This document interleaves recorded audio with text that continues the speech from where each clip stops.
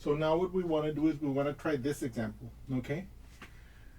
This is new, okay? It's new to us, or maybe you guys have seen it before, but again, we're recapping this for our purposes, okay?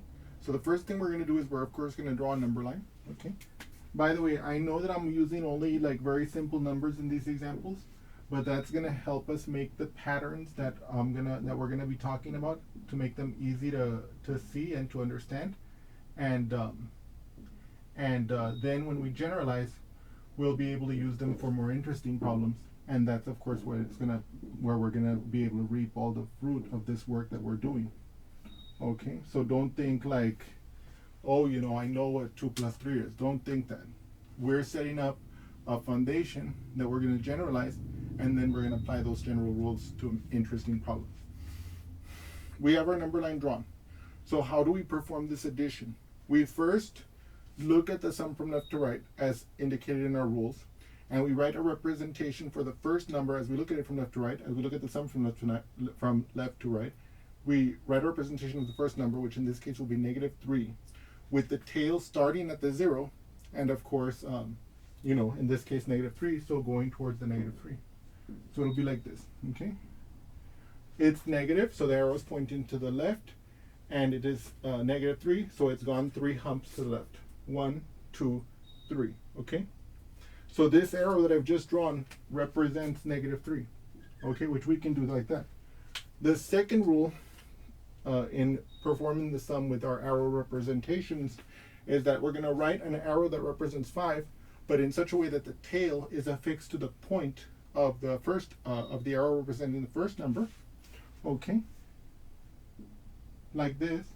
Our tail is going to be there, and then we're going to go 5 to the right because it's a positive 5. So it's going to be 1, 2, 3, 4, and 5, like this, okay?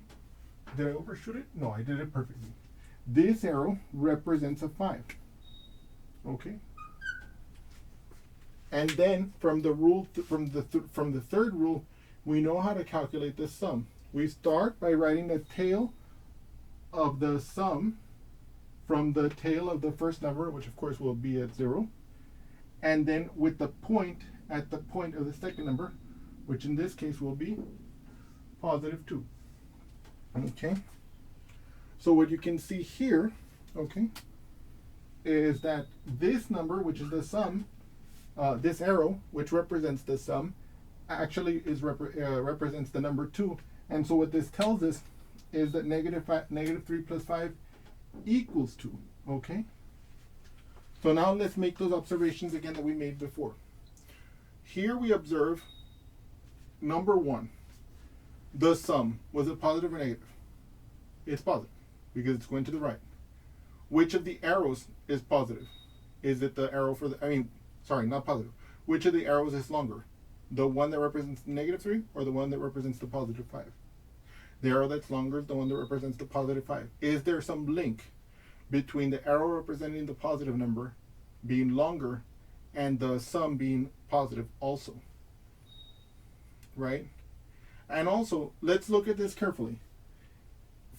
Let's think about the lengths of the arrows only. Look at the length of the arrow representing 5. The length of the arrow representing 5 is 5. The length of the arrow representing the -3 is 3. Is there some link between 5 minus 3 equaling 2 and the fact that the sum is 2? Or that the length of the arrow representing the sum is 2? I should be very clear about that. Is there a link between the length of the length of the arrow representing 5 and the length of the arrow representing -3 being 3, and the fact that 5 minus 3, which is 2, is the length of the arrow representing the sum? Is there some link there? There is, but I want you to observe that right now, right before we make it formal. Okay, now we're going to look at a brief example, one more example in this vein, and then we're going to do some more examples in a moment. So let's look at this example together. What is -5 plus 8? So first, I'm going to place an arrow that represents -5 on my number line with the tail placed at the 0, like this. Okay? It's going to look like this. Okay? Then I'm going to affix an arrow representing positive 8 to the with the tail attached to the point of the arrow representing the negative 5. Okay, like this. Now, this is where the tail of the second number goes, and I'm going to go 8. So since 8 is positive, I'm going to the right. 1, 2, 3, 4, 5, 6, 7, and 8. Like right there. Okay? And this arrow represents 8. Okay? And now, look at what the sum must be. In order to find out what the sum is, I'm going to have to draw the arrow. How do we draw the arrow? We place the tail of the arrow at the same place that we place the tail of the first number, in this case, of course, the 0. Then we place the point of the arrow where the point of the second number's arrow reached. And so in this case, it reached 3, like this. Okay? This arrow represents the number 3. Okay? I want you to think about the observations we made here, and I want you to think about what those observations would be for this example. Okay? And we're gonna formalize those ideas later on after we've seen more examples and a greater variety of examples. And but anyway, I hope you've enjoyed these examples, and I'll see you again soon. Thank you so much.